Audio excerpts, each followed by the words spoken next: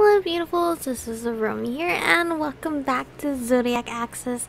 And here we are still writing this article, which by the way, I really like how this is laid out. I really love it.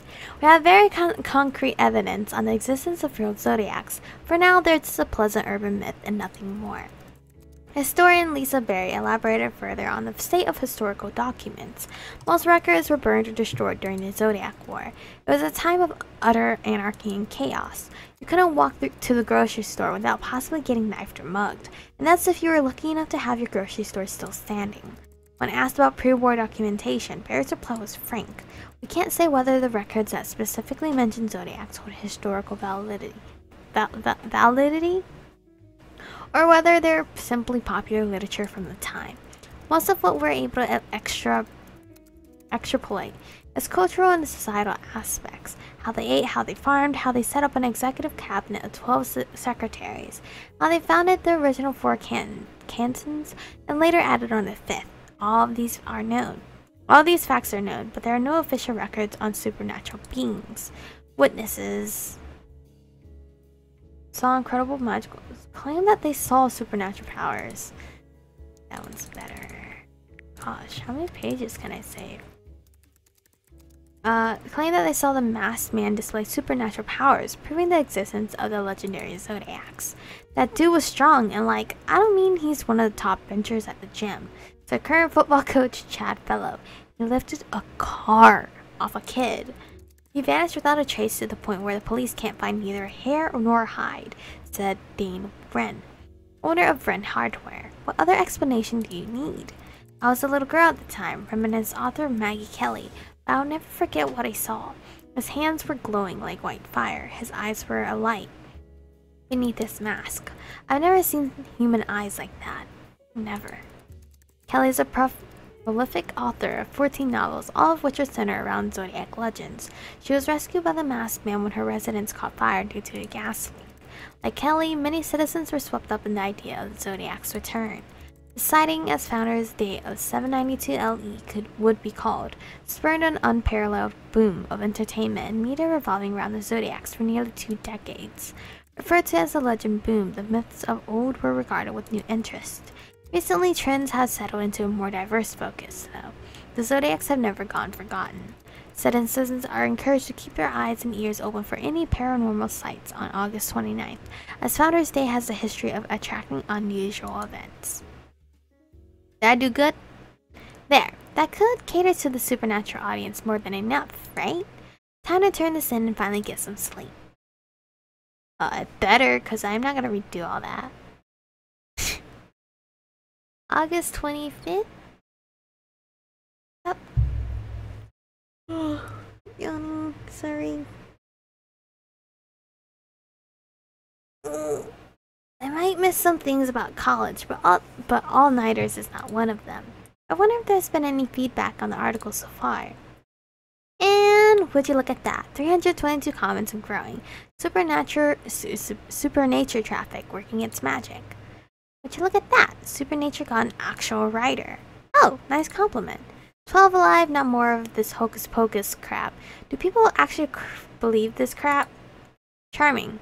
You post this on 5 different pages or your mother will die in a car crash.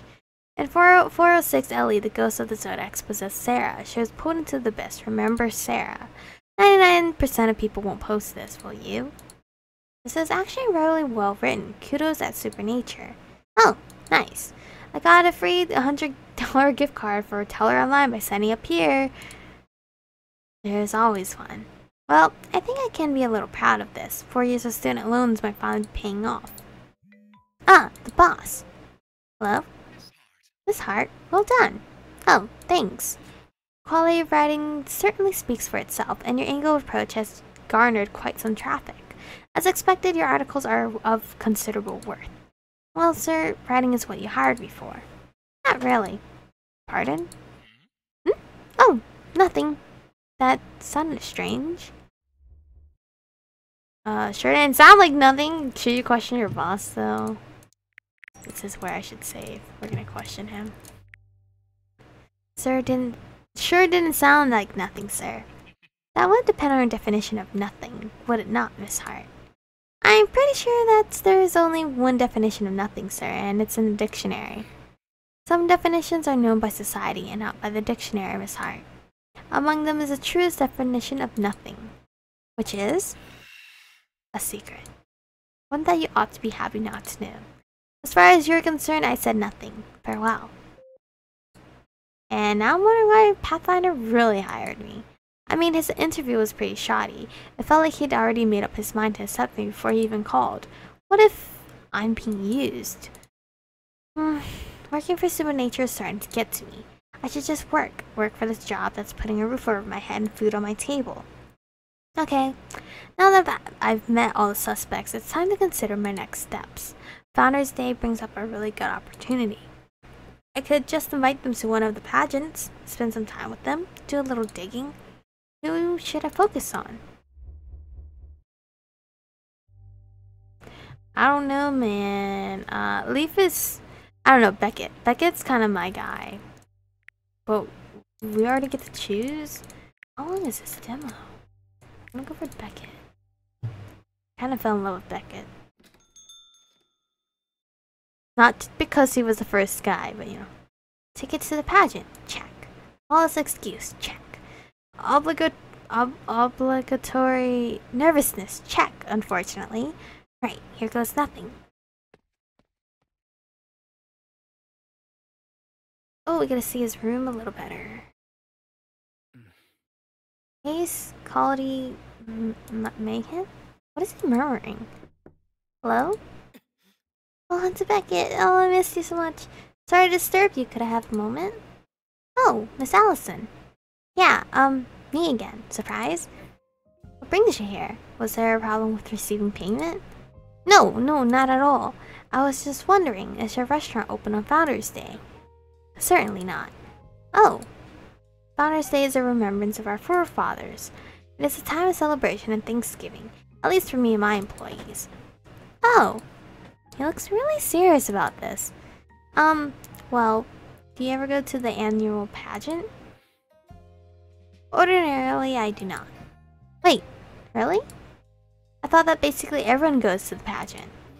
The pageant does not evoke good thoughts. Really? I thought that taking time to remember history helps us keep our unity in mind. You know, as Lunar City citizens. National pride and all that. The founding is a myth. Oh, well, myths can still do that, and stories. They can unite people. Where are you going with this, Miss Allison? I wanted to ask you to come to the pageant at Season Theater. Here's a ticket. Excuse me. If I might ask, why invite me? Isn't it normal for people to invite each other to the pageants? Symbol of unity, goodwill, nationalist pride. Alright, I shall attend. Wait, really? But I thought you just said... Yes. I did. But I should like to honor your cordial invitation. Oh, well that was easy. Asking nice people is awfully relaxing. So, it'll be okay? Well... Perhaps things have changed. We shall see. Wait a minute. Oh. I don't know what she's saying oh for, because I don't know still. I'm so blind. What if Beckett doesn't dislike the pageant because of its content, but rather, by any chance, did you have an ex who, you know, took you to the pageant or anything? Not in my recollection, though I do remember dressing a bad knife wound. Founders Day can turn out rather odd. A knife wound? Yes, or perhaps it was a sword? Where would you even get a sword wound? Sparring, naturally. Sparring? Is that legal? My apologies. It seems that I have frightened you. It frightened anyone. I mean, sword wounds from sparring, it's just a lot to take in. This isn't exactly ancient times. The S word comes with risk in every sport. Consider martial arts or boxing. Broken bones, dislocated joints, concussions, even death. But why sword fighting? Don't worry, Miss Allison. Nothing truly unfortunate has ever occurred. We take reasonable precautions. And the injuries are superficial. They heal completely within a few months. Somehow that just makes everything sound even worse. Do you usually treat sword wounds, or wounds in general? I was trained in some medicine the first day for my education. But for swords? Not like a heart attack or a lethal allergy? Well, I assure you that I am in no way limited. Stab wounds, amputated limbs, lacerations from poison weapons, and non-lethal gunshots are within my training. Isn't it normal? What's wrong? Isn't it normal? It definitely isn't. I have some concerns. Well, that's a very useful skill to have. Shall I teach you? I'll pass, thanks. I don't think I'll be running into poison weapons anytime soon. No one expects to. That's a portion of their effectiveness. Why is he talking like he knows from personal experience? Miss Allison? Well, Miss Allison, I shall see you at the pageant. Thank you for the invitation. Oh, no problem. Am I the only one concerned that whatever with sharp swords is his casual hobby? Let me know if you need anything. Certainly. Would you like something for your way out? On the house, consider it my thanks. Huh? Thanks? For what? For inviting me. What? You're touched? You're so cute. He's touched by the slightest things. August 26th. Oh no. Oh, okay, August 29th. It just jumps like that. Ooh, it's so pretty here. Wow, this place is really nice. Usually I only see the pageant at small theaters, but thankfully Pathfinder is willing to reimburse a bigger expense. I wonder how much money Supernature makes. They probably get tons of advertising fees. Well, I guess I'll just take my seat and wait. Why do I feel like someone's watching me? Who's that? Is that Leaf? Yeah, he's staring at me alright. Or maybe he's staring at someone behind me? That'd make more sense. I've never seen this guy before. Staring man. Well, that's not Leaf. He doesn't have green eyes. Oh! Oh, wait. Is he mouthing something? He's not looking away. There has to be someone behind me, right? Look behind me. Don't see anyone. Wait. Where'd he go? Okay.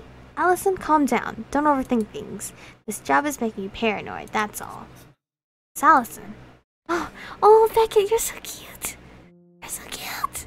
I'm dying. Oh, hi, Beckett. Whoa, you're all dressed up. It's a family tradition. It's pretty cool. When my siblings were small, we used to attend the local festival together. Grandfather would insist that we all dress formally to honor history. History, huh? I want to see him without his hat. I wonder if this is related to the fact that he has a sword, or a bunch of knickknacks in his office. Perhaps I should mention. I took the liberty of inviting a few of my friends. Oh! Hiya. Oh, they're not dressed up. Hi, Honey Nugget. Hi, Allison. Oh, you're saying hi to me now, Leaf? Hey. Oh, wow. Did I overextend? No, it's great, really. And it's literally couldn't get more convenient for me. Except if Marin came too, but I always knew that'd be a long shot. We should all sit down. You guys know where your seats are. They're all in this row, actually, right next to each other. Really, but our tickets should be in different batches. A friend took care of the matter. A friend? Marin, you met her already. Marin went through all the trouble of helping them sit together? That doesn't sound like her. Oh, don't you just adore Founders Day? Look at all the pretty... oh, that's not A. Quichon? I don't know. It's like art. I always wish I were good at art. But I learned, and my dear granny, bless her soul, affirmed that I have the artistic talent of a belligerent mongoose. You can compose, Jules, and sing. Neither of which have anything to do with color or fine motor skills. But thanks for the vote of confidence, Twitch. You know, the history behind Quichon is really interesting. They were first made out of woven cloth until silk was discovered.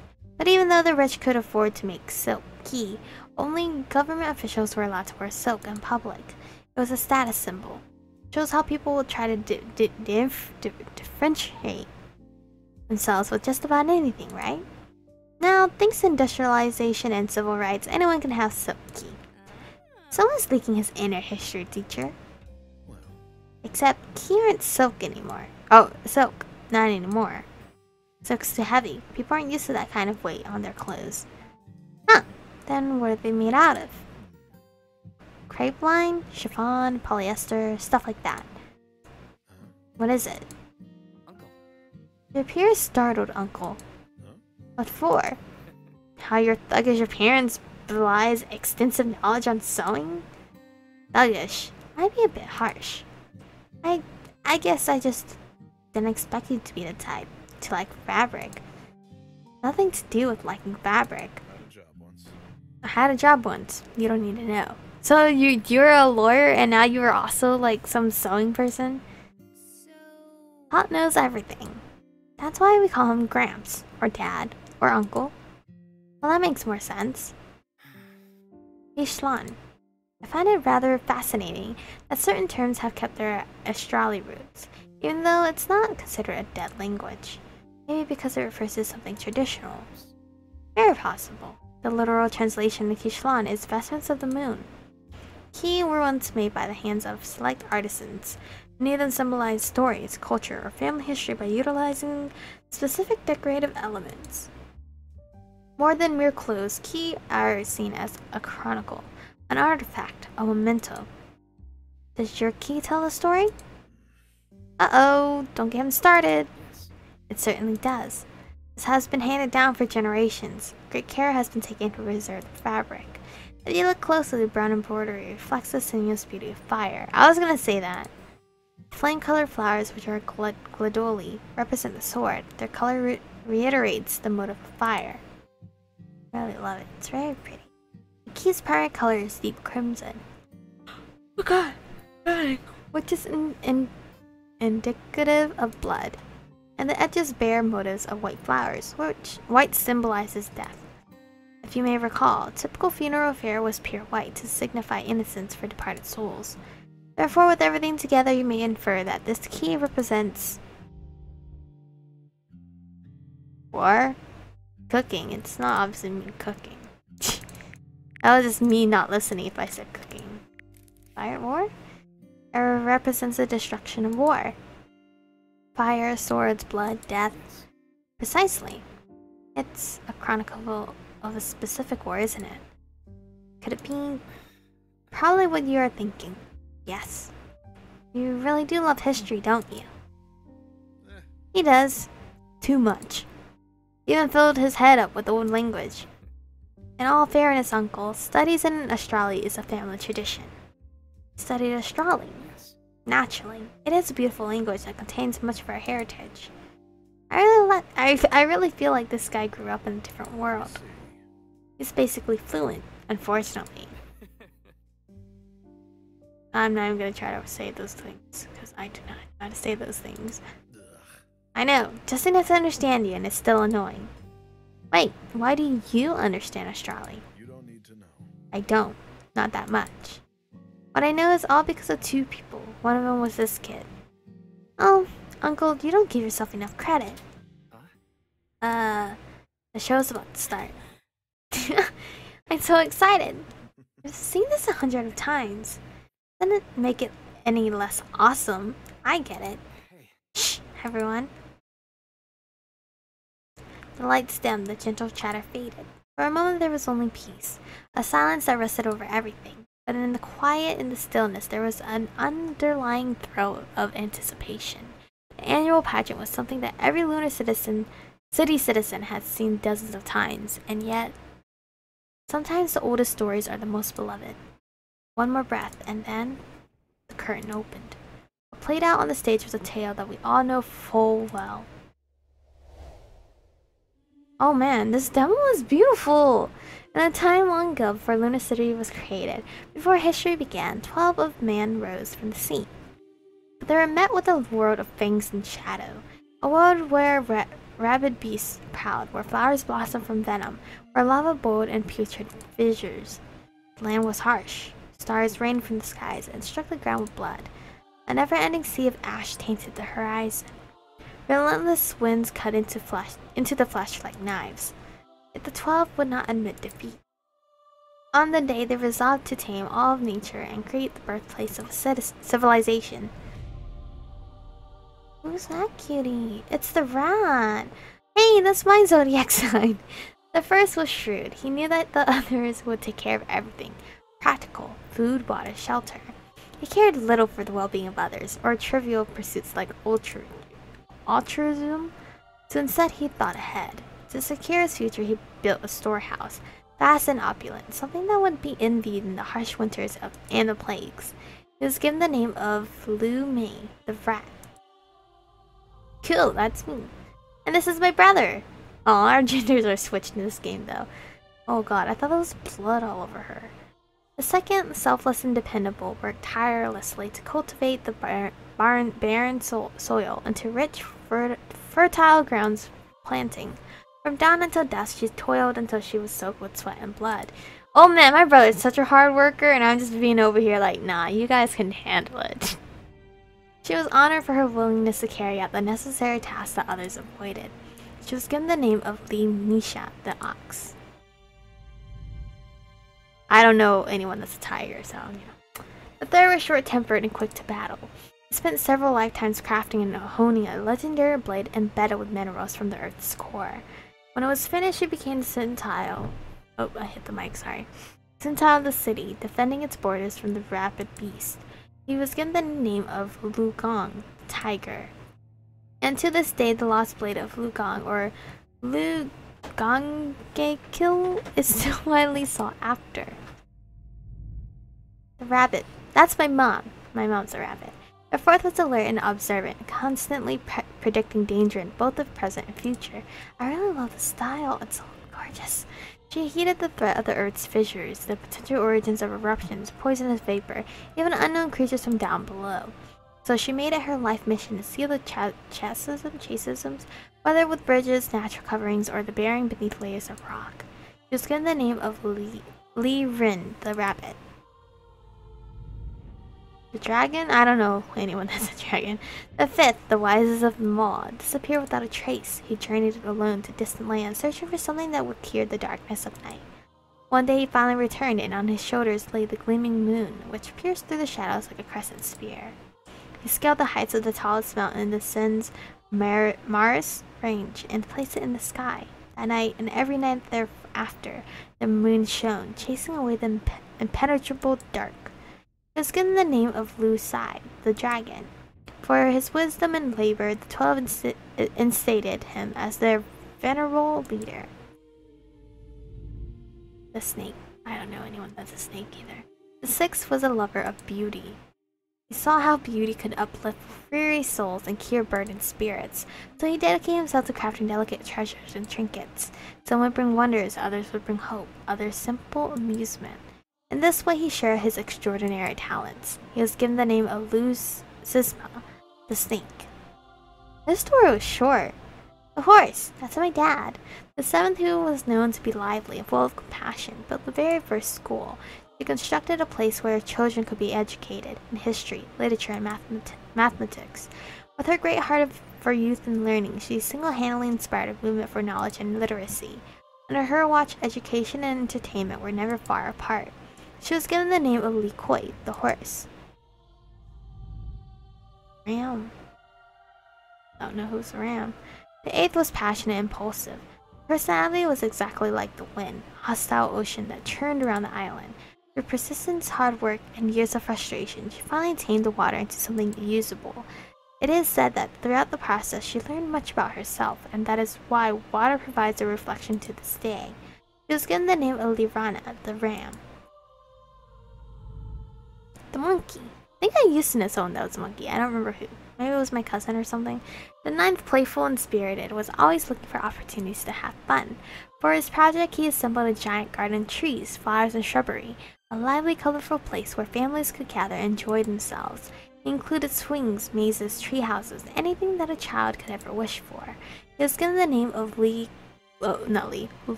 Gogo, the monkey. Rooster. The 10th loved the morning and was of the morning. She was distraught when she saw the foul quality of the air, and she So she purified the skies of their dust and ashes. Her hope was that every man could wake up, step outside, take a deep breath, and love the morning just as much as she did. She was given the name of Lead Shield, the rooster. The dog. The 11th was steadfast and loyal. Throughout history, he became the corner of the Zodiacs. He earnestly watched over them, constructing their homes, watching their children, and overseeing their moments of conflict. He dedicated the very essence of his life to them. He was given the name Blue Doll, the dog. Man, everyone's like doing something so beautiful and everything, and my character, the rat, was just like the leaders. Like, you guys do everything. I'm gonna just look. Wow. The pig. That's actually Tyler. Oh, his character is so cute. What's that noise? Oh, that's the fan. The 12th, passionate and deeply focused, treated the sick and the wounded. She built the first hospital and studied medicine earnestly. She could never be found in the same place. Her feet were always itching, taking her to people begging for doctors and helpers. She became a wanderer and a nomad in her quest to fight death itself. She was given the name Li Som, the pig. Man, my rat, man. Thousands of years passed. The 12 ruled side by side over Lunar City. As a citadel thrived and grew, they divided Lunar Isles into 4 provinces. Canton Silo, the eastern heart of the island, was to boast a lively city life. Canton Orb, the southern peninsula and the largest province, was reserved for a societal of agriculture. Canton Westax, which lay by beautiful natural features in the west, led a peaceful village culture. And Canton Arches, set by the mountains of the north, became the home of wealthy socialites. There we go. Yeah, it's a citadel continued to grow. The people began to grumble. Why were they ruled by others? Why were they not allowed to rule themselves? They scorned the wisdom of the 12 and demanded a share of power. So with heavy hearts, 6 of the 12 stepped down, replaced by 6 ordinary citizens elected by popular vote. And this way the power would be divided between the 12 and the citizens themselves, so peace prospered. For eras all was calm. Until then. But this would not remain. Early one morning, the creator of Canton Arches woke to a terrible smell coming from outside his window.